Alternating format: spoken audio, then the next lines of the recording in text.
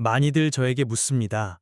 원장님, 사람이 늙어서 평생 모은 피 같은 돈을 손에 쥐고 있으면 도대체 어떻게 처리해야 합니까? 일찍 자식들에게 나눠주는 게 맞을까요? 아니면 죽을 때까지 꽉 쥐고 있어야 할까요? 사실 물가 상승이나 경제 시장의 변동보다 훨씬 더 무서운 건 따로 있습니다.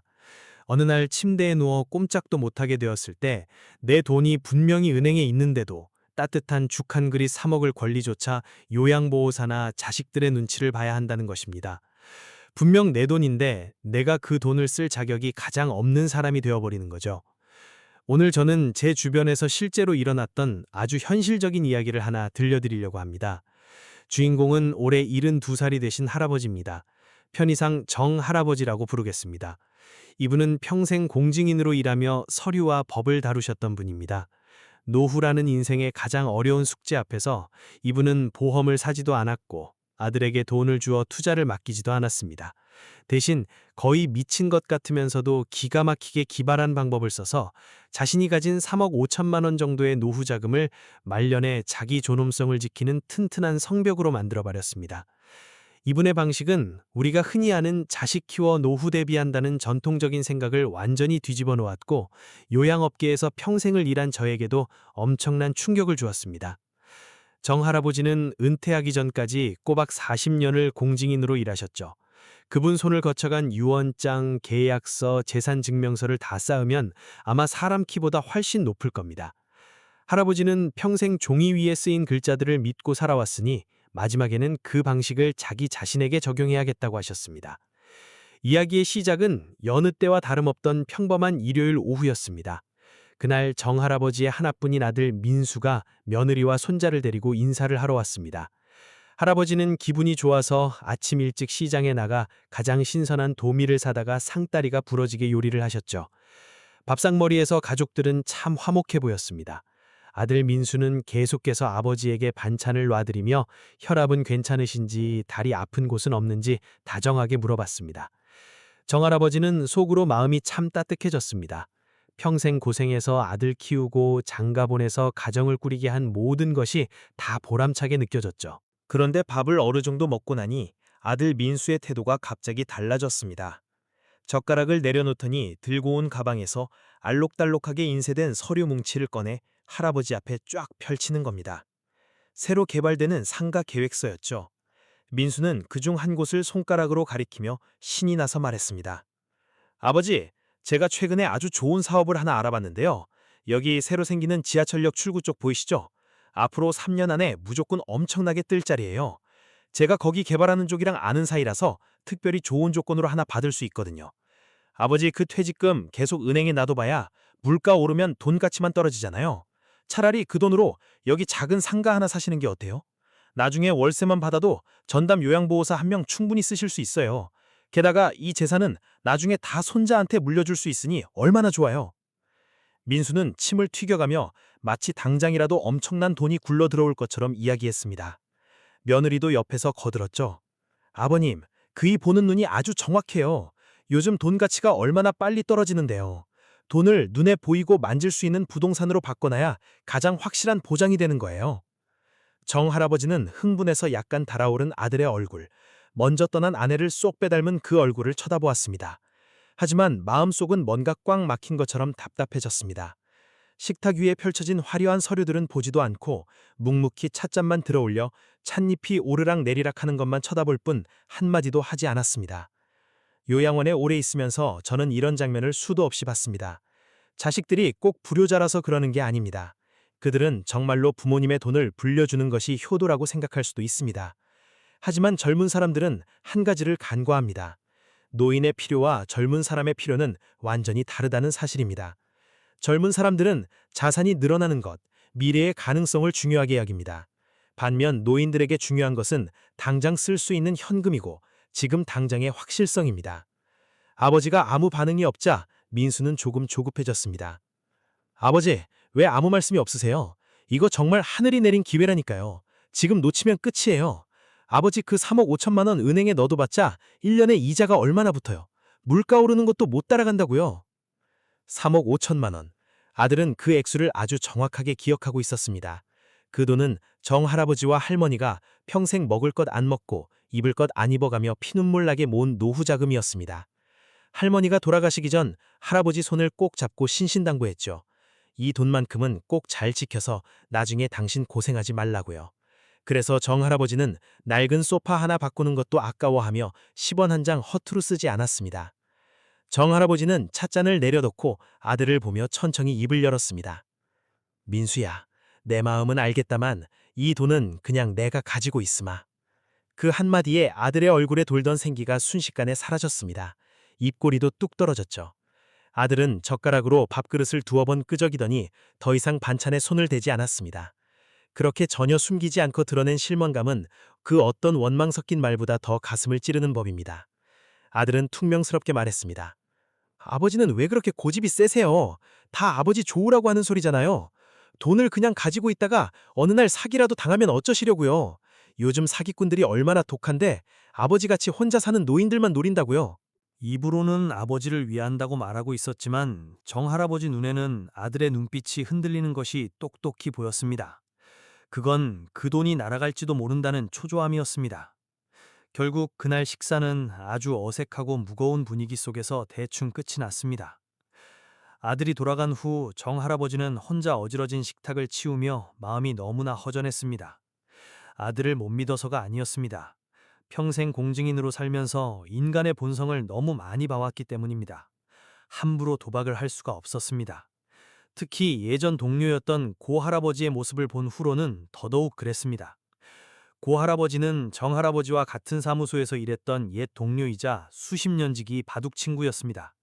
정 할아버지보다 3살이 많았고 은퇴하기 전에는 업계에서 이름만 대면 다 아는 아주 유능하고 체면을 차릴 줄 아는 분이셨습니다. 평생 남에게 아쉬운 소리 한 번 한 적 없는 분이었죠. 아들이 둘이 있었는데 큰아들은 미국에서 교수를 하고 둘째 아들은 서울에서 회사를 운영하며 아주 잘 나갔습니다. 다들 고할아버지의 노후는 복이 넘친다고 부러워했습니다. 돈도 있고 자식들도 잘 뒀으니까요. 하지만 반년 전 고할아버지가 뇌졸중으로 쓰러지셨습니다. 오른쪽 몸이 마비되어 꼼짝도 못하고 말도 어눌해졌습니다. 미국에 있는 큰아들은 돌아올 수 없었고 둘째 아들은 한창 사업이 바쁠 때라 정신이 없었습니다. 그래서 24시간 입주하는 외국인 요양보호사를 고용해서 아버지를 집에서 모시게 했습니다. 정 할아버지가 고 할아버지를 병문안하러 한번 찾아간 적이 있었습니다. 그날 본 광경은 정 할아버지에게 지워지지 않는 악몽이 되었습니다. 과일 바구니를 들고 고 할아버지 집 초인종을 눌렀는데 한참 뒤에야 잠이 덜 깬 외국인 요양보호사가 나와서 문을 열어주었습니다. 집 안에 들어서자마자 소독약 냄새와 대소변 냄새가 섞인 역겨운 냄새가 확 풍겼습니다. 생활 수준에 대해 숨 막힐 정도로 깐깐했고 언제나 셔츠를 칼같이 다려 입던 고 할아버지는 목 늘어나고 누렇게 변한 러닝 셔츠를 입은 채 거실 소파에 푹 파묻혀 있었습니다. 초점 없는 눈으로 텔레비전을 쳐다보고 있었죠.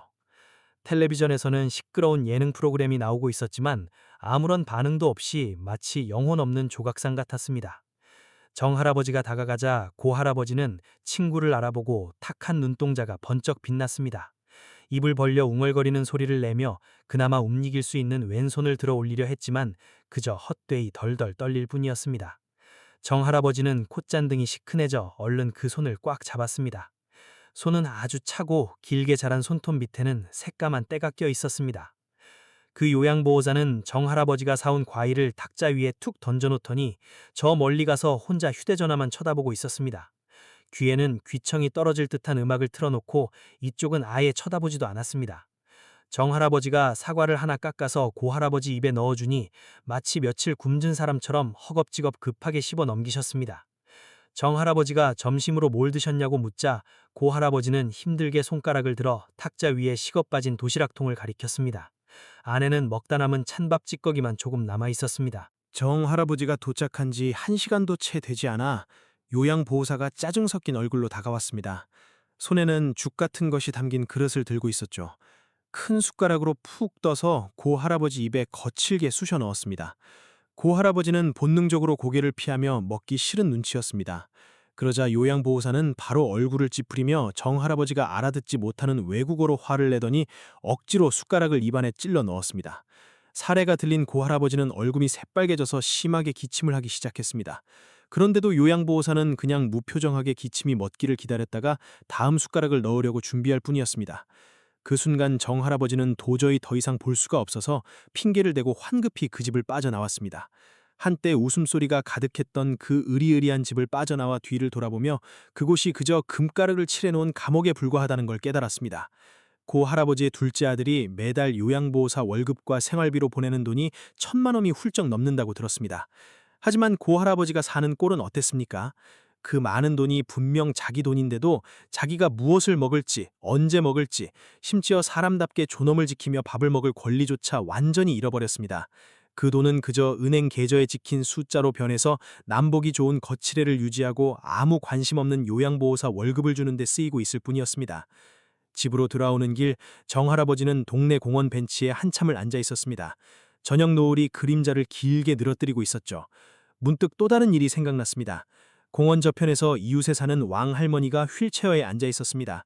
왕할머니를 돌보는 외국인 요양보호사는 할머니를 나무 그늘 아래 밀어다 놓고는 저 멀리 가서 자기 고향 친구들과 수다를 떨고 있었습니다. 왕할머니 혼자만 덩그러니 남겨진 채 허공만 바라보고 있었죠. 1시간, 2시간, 날이 어두워질 때쯤에야 요양보호사는 돌아와서 휠체어를 밀고 집으로 갔습니다. 그 순간 정할아버지 마음속에서 아주 크고 분명한 목소리가 울렸습니다. 절대로 저런 길을 가서는 안 돼. 내 말년을 다른 사람의 양심에 맡겨서는 안 돼. 자식의 효심이든 요양보호사의 직업의식이든 간에 그런 것들은 끝이 보이지 않는 길고 지루한 병수발 현실 앞에서는 종잇장처럼 쉽게 찢어지고 마는 거야. 인간의 본성은 시험에 견뎌내지 못합니다. 특히 긴 병에는 장사가 없는 법이죠. 제가 요양원에서 보호자들에게 자주 하는 말이 있습니다. 사람의 본성을 시험하려 하지 말고 제도로 본성을 지키게 만들어야 합니다. 그날 밤 정할아버지는 잠을 이루지 못했습니다. 서재안을 왔다 갔다 하며 낮에 아들이 했던 말, 고 할아버지의 처참한 얼굴, 왕할머니의 쓸쓸한 뒷모습이 주마등처럼 머릿속을 맴돌았습니다. 이 3억 5천만 원을 도대체 어디에 둬야 할까? 은행에 두면 그건 그저 차가운 숫자일 뿐이지. 한밤중에 목이 마를 때 따뜻한 물 한 모금 마시게 해주지 않아. 아들에게 투자를 맡긴다. 만약 잃으면 어쩔 건가?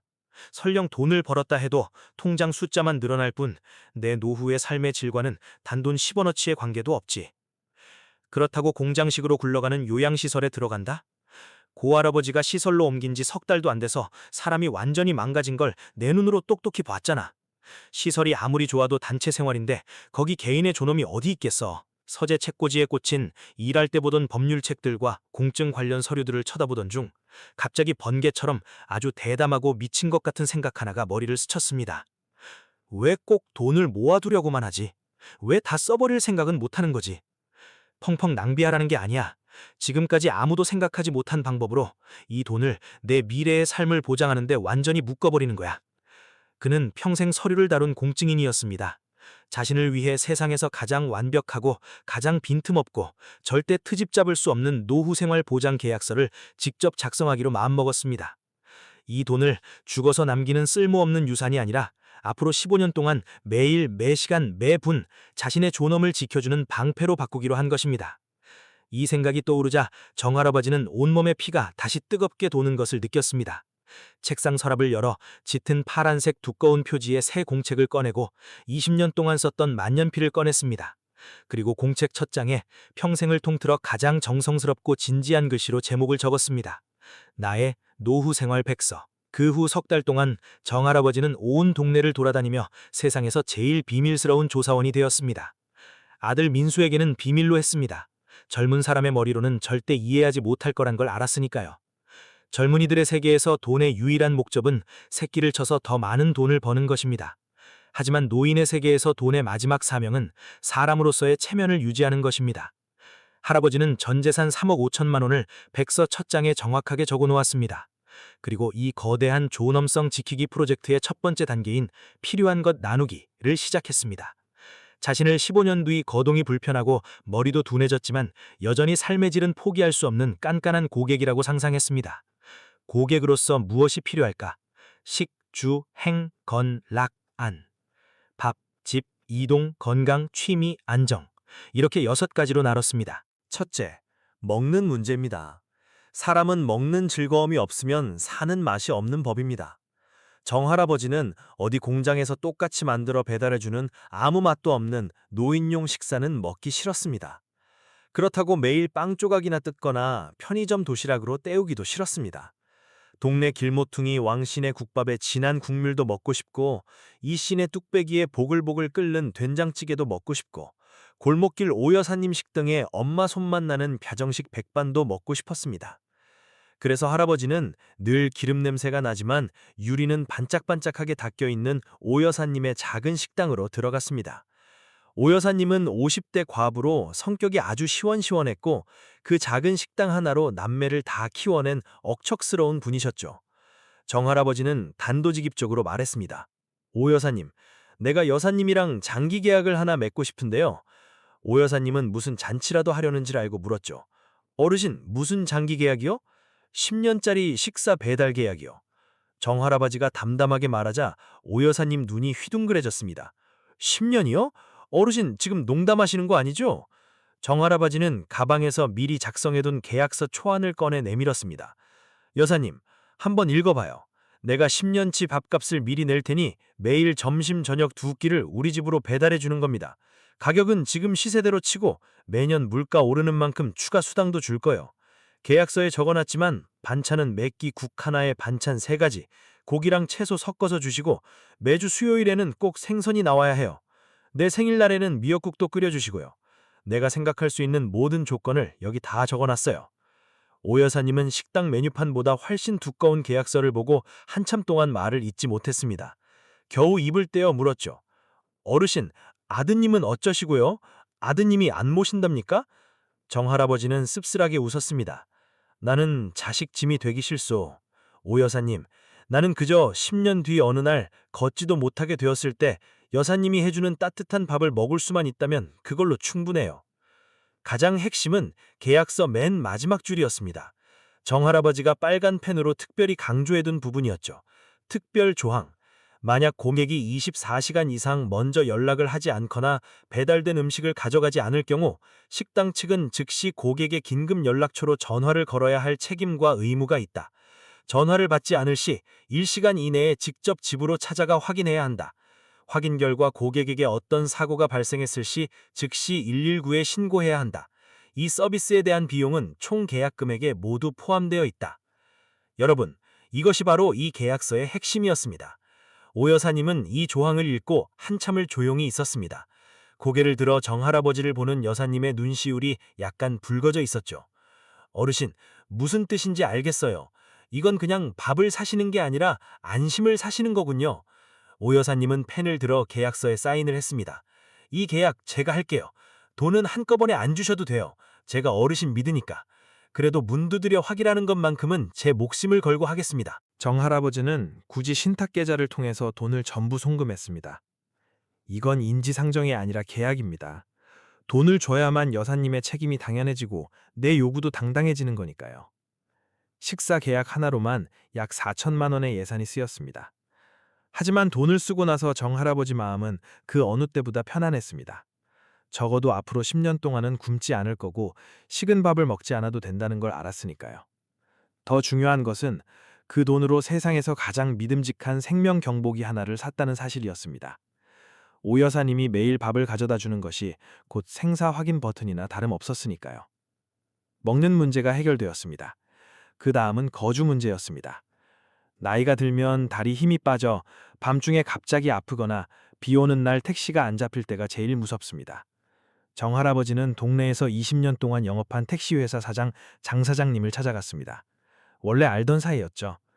정할아버지는 장 사장님에게 앞으로 10년치 전용 택시 요금으로 1,500만 원 정도를 선뜻 건넸습니다. 장 사장, 이 돈은 사장님한테 맡겨둘 테니 내가 택시 탈 때마다 여기서 빼고 모자라면 다시 채워 넣을게. 내 요구 조건은 딱 하나야. 낮이든 밤이든 비가 오든 눈이 오든 내가 전화하면 15분 안에 무조건 내 집 앞으로 차를 대줘야 해. 장 사장님은 가슴을 팡팡 치며 흔쾌히 승낙했고 회사 배차실만 아는 특별 전용 번호까지 정할아버지에게 따로 알려주었습니다. 취미생활도 빠질 수 없었습니다.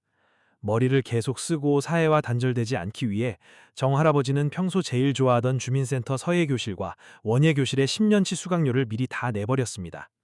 이것이 그의 정신적 버팀목이 될 테니까요. 마지막으로 건강 관리였습니다.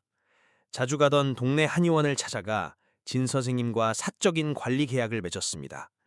일주일에 2번씩 마사지와 치료를 받기로 했죠. 진 선생님은 아주 세심한 젊은이였습니다. 정 할아버지는 특별히 부탁해서 계약서에 계절이 바뀔 때 정 선생님에게 먼저 문자를 보내 옷차림이나 음식 조심하라고 알려줄 것이라는 조항까지 꼼꼼하게 넣었습니다. 이 2가지 항목에 또 2천만 원 정도가 들어갔습니다. 불과 석 달 만에 정 할아버지는 마치 정밀기계를 조립하는 수석 엔지니어처럼 평생 모은 재산, 아들 민수 눈에는 굴려야 할 투자금으로 보였을 그 돈을 눈에 보이고 손에 잡히는 미래에 보장된 서비스로 하나하나 바꿔나갔습니다. 모든 계약서, 영수증, 이체 내역, 담당자의 연락처와 사진까지 한 곳에 깔끔하게 정리해서 특별 주문한 진한 갈색 송아지 가죽 파일에 철해두었습니다. 파일 겉면에는 금박으로 크게 4글자를 새겼습니다. 존엄수첩. 이 모든 것을 마치고 나니 은행 계좌에 길게 찍혀있던 숫자는 쪼그라들어 생활비와 가벼운 병원비 정도 쓸 2천만 원 남짓만 남아있었습니다. 보통 사람 같으면 3억 5천만 원이 2천만 원으로 줄어들었으니 불안해서 밤잠을 설쳤겠죠. 하지만 정 할아버지 마음속에는 불안함이라곤 단 한 점도 없었고 오히려 무거운 짐을 내려놓은 듯 완벽한 평화가 찾아왔습니다. 연극을 좀 더 실감나게 하려고 1,000만 원 정도를 빼내서 아들이 예전에 말했던 그 대박난다는 주식에 넣었습니다. 그리고 눈앞에서 그 주식이 반토막 나는 걸 가만히 지켜보았죠. 모든 준비는 끝났습니다. 이제 기회만 기다리면 되었습니다. 아들 민수에게 속마음을 털어놓을 기회를 말입니다. 기회는 생각보다 빨리 찾아왔습니다. 어느 날 정 할아버지가 집에서 붓글씨를 쓰고 있는데 아들 민수가 화가 머리끝까지 나서 뛰어들어왔습니다. 손에는 은행에서 날아온 우편물 명세서가 들려 있었죠. 얼마나 열을 받았는지 명세서를 쥔 손이 부들부들 떨리고 있었습니다. 아버지, 이게 대체 무슨 일이에요? 아버지 돈 다 어디 갔어요? 3억 5천이 어떻게 2천만 원도 안 남을 수가 있어요? 정 할아버지는 붓을 내려놓고 아들을 쓱 쳐다보며 아주 무덤덤하게 대답했습니다. 아, 그거 봤니? 봤냐고요? 이게 어떻게 된 일이냐고요? 아버지 사기당하신 거 맞죠? 빨리 말해보세요. 누가 사기친 거예요? 당장 경찰 부를게요. 아들은 이리저리 방안을 서성대며 바닥을 또를 기세였습니다. 여러분, 여기서 주목해 보십시오. 아들의 첫 번째 반응은 아버지가 어디 편찮으신 건 아닌지, 무슨 큰 변고가 생긴 건 아닌지 묻는 게 아니었습니다. 돈이 없어졌다는 사실. 머릿속에는 사기꾼들이 돈을 싹 쓸어갔다는 생각뿐이었습니다. 정 할아버지는 여유롭게 붓을 씻으며 말했습니다. 나 사기 안 당했다. 얼마 전에 네 말 듣고 주식 좀 샀다가 말아먹은 것 빼고는. 아버지, 절 바보로 하세요? 주식으로 어떻게 3억을 넘게 날려요? 아버지 진짜 무슨 일 있는 거 맞죠? 제발 솔직하게 말 좀 해보세요. 민수는 아버지가 쥐고 있던 붓을 팍 빼앗아 책상 위에 팍 소리나게 내리쳤습니다. 먹물이 튀면서 할아버지가 막 정성스레 써내려가던 종이 위에 시커먼 자국을 남겼습니다. 민수는 거의 이성을 잃고 소리치기 시작했습니다. 아버지가 치매에 걸려 누구한테 조종당하고 있는 건 아닌지, 아니면 이상한 도박이라도 빠진 건 아닌지 의심했습니다. 그 입에서 나온 험한 말들은 너무 상처가 되어서 제가 여기서 옮기고 싶지도 않습니다. 정 할아버지는 아들을 쳐다보았지만 마음속에는 작은 물결조차 일지 않았습니다. 이럴 줄 진작에 예상했으니까요. 화내지도 않고 불안과 의심으로 일그러진 아들의 얼굴을 가만히 바라보며 입을 열었습니다. 민수야, 나는 네 애비지 죄인이 아니다. 내 돈 내가 마음대로 쓰겠다는데 네가 왜 이러느냐? 마음대로 쓰신다고요? 이게 어머니가 어떻게 모은 돈인데 이렇게 허투루 쓰실 수가 있어요? 어머니 볼 낯이 있으세요? 민수는 돌아가신 어머니까지 들먹거렸습니다. 바로 네 어미 볼 낯이 있어서 이러는 거다. 정 할아버지는 자리에서 일어나 서재 쪽으로 걸어갔습니다. 민수는 아버지가 무슨 투자 실패 증명서라도 꺼내오려는 줄 알고 뒤따라가며 계속 중얼거렸습니다. 아버지는 진짜 노망나셨어. 안 되겠다. 당장 내일 병원 모시고 가야겠어. 그리고 법원에 가서 재산관리 제가 하게 해달라고 신청할 거예요. 아버지 돈 더 이상 아버지가 못 만지게 할 겁니다. 정 할아버지는 대꾸하지 않고 책장 맨 위 가장 안전한 칸에서 진한 갈색 송아지 가죽 파일을 꺼냈습니다. 바로 그 존엄 수첩이었죠. 할아버지가 책상 위에 파일을 탁 내어놓자 묵직한 소리가 났습니다. 민수, 너, 그리고 며느리도 이리 들어와 봐라. 문 밖에서 놀라서 굳어있던 며느리도 손짓해 불렀습니다. 내 돈은 단돈 1원도 안 없어졌다. 다 여기 안에 있어. 정할아버지가 파일을 열자 안에는 빳빳하고 깔끔하게 정리된 계약서와 서류들이 가득했습니다. 이게 다 뭐예요? 민수가 맨 위에 있는 서류 하나를 집어들었습니다. 오여산의 식당과 맺은 식사 배달 계약서였습니다. 훑어보고는 미간을 팍 구겼습니다. 아버지 진짜 미치셨어요? 4천만 원을 주고 10년치 도시락을 배달시킨다고요? 도시락이 아니다. 정할아버지가 정정했습니다. 오여사님이 직접 불맛 살려 볶아주는 따뜻한 밥상이다. 그리고 마지막 장에 있는 특별 조항 똑똑히 읽어봐라. 반신반의하며 서류 마지막 장을 넘긴 민수는 24시간 연락 안 되면 직접 방문해서 확인한다는 조항을 읽고 나서 처음으로 표정이 미묘하게 변했습니다. 민수는 더 이상 소리치지 않고 조용히 두 번째 서류를 집어들었습니다. 청소대행 계약서였습니다. 그 안에 매주 침대 시트를 갈고 햇빛에 말려줄 것, 장보러 나갈 때마다 정 선생님이 혈압약을 챙겼는지 반드시 확인할 것 같은 조항이 빼곡히 적혀 있는 것을 보고는 입이 살짝 벌어졌습니다.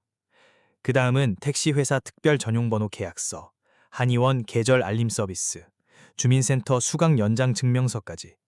서류 한 장 한 장이 마치 정교하게 짜인 법전처럼 정할아버지의 미래 생활을 물샐 틈 없이 방어하는 완벽한 성벽이 되어 있었습니다. 아들과 며느리는 그대로 멍하니 서서 그 서류들을 한참 바라봤습니다. 방 안에는 종이 넘어가는 소리만 조용히 들렸죠. 할아버지가 요일별, 시간별로 세밀하게 짜놓은 서비스 일정표까지 확인했을 때 아들 민수의 눈시울이 붉어지기 시작했습니다. 할아버지는 아들이 파일을 조심스럽게 덮는 것을 보고 평생 가장 차분하고 가장 진지한 목소리로 물었습니다. 민수야, 내가 묻자. 넌 내 돈 불려준다고 했지. 돈이 돈을 낳게 한다고. 그런데 그 돈이 아무리 불어난들 내가 한밤중에 갑자기 가순이 찢어줄 듯 아플 때 5분 만에 택시로 변해서 날 병원 응급실로 데려다 줄 수 있느냐?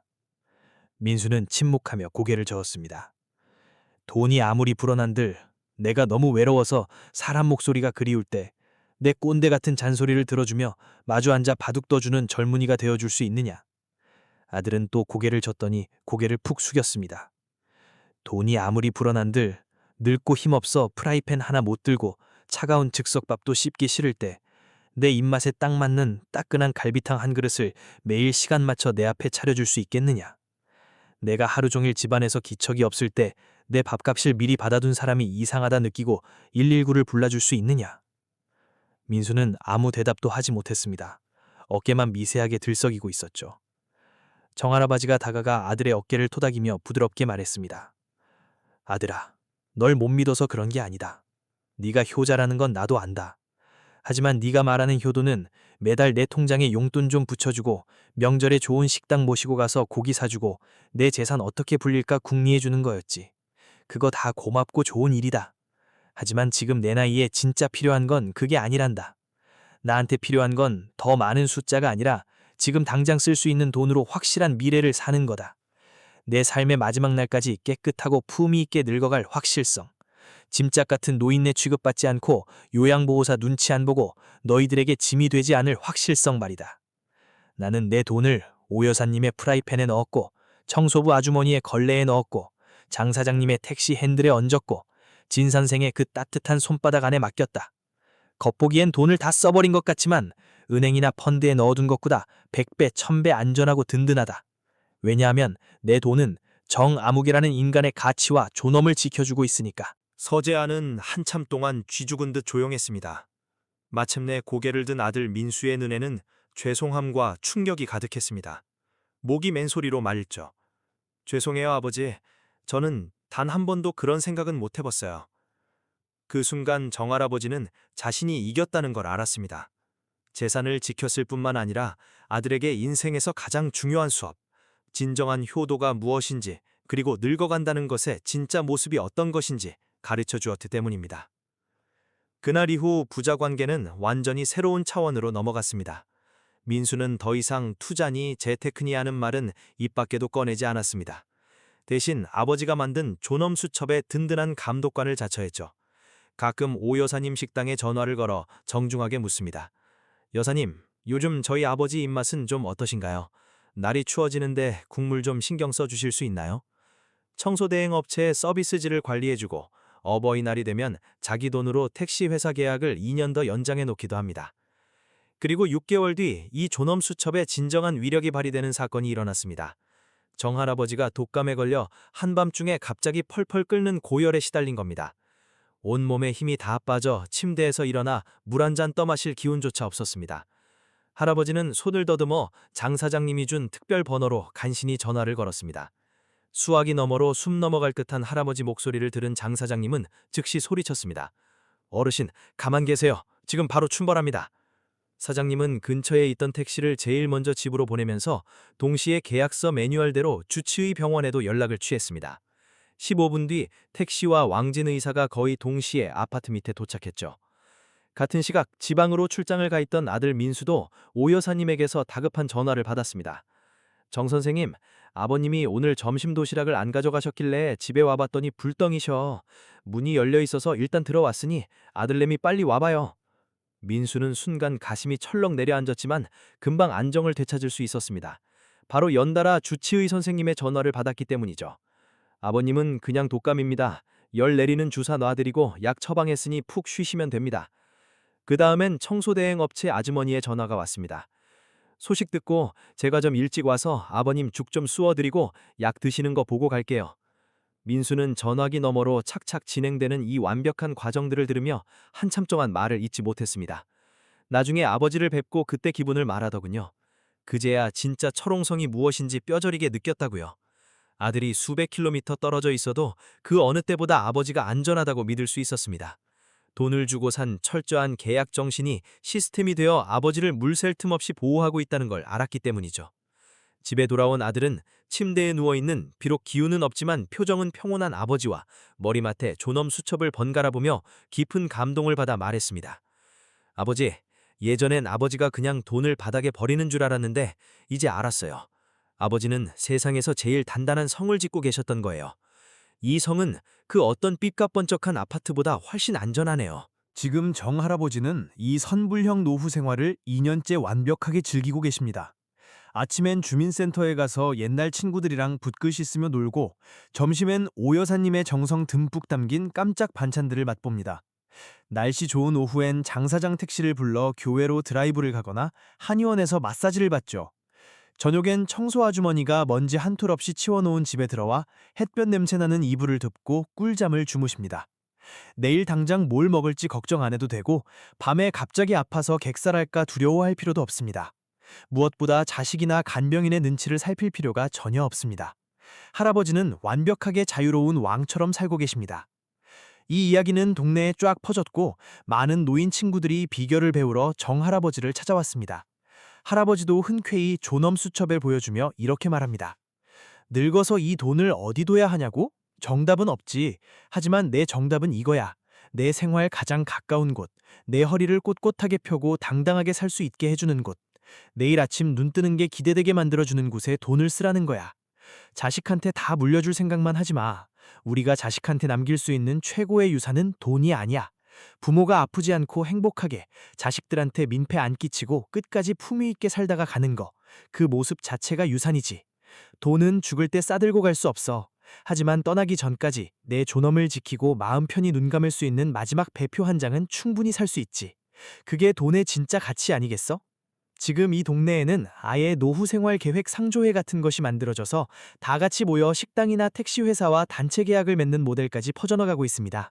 정 할아버지의 이야기를 들으신 화면 너머의 많은 어르신 여러분, 혹시 마음 깊이 와닿는 부분이 있으셨나요?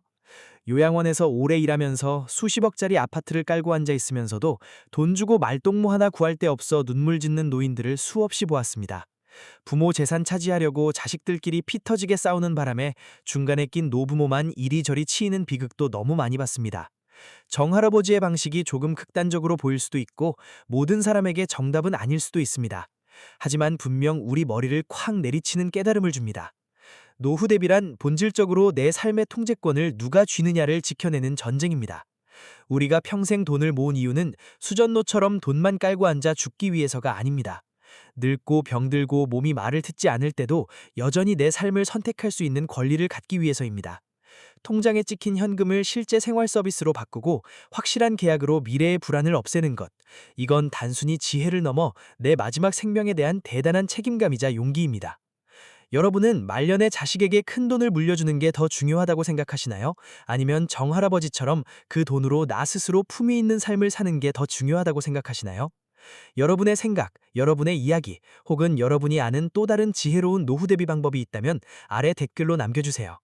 오늘 제 이야기가 단 한 줄이라도 여러분의 마음에 울림을 주었다면 주저하지 마시고 좋아요를 눌러주시고 주변 친척이나 친구들, 특히 늙어가는 부모님 걱정에 밤잠 설치는 분들과 나눠보시기 바랍니다. 이건 단순한 옛날 이야기가 아니라 어쩌면 여러분의 행복한 노후를 열어줄 진짜 황금 열쇠일지도 모릅니다. 이것으로 제 이야기를 마치겠습니다. 감사합니다.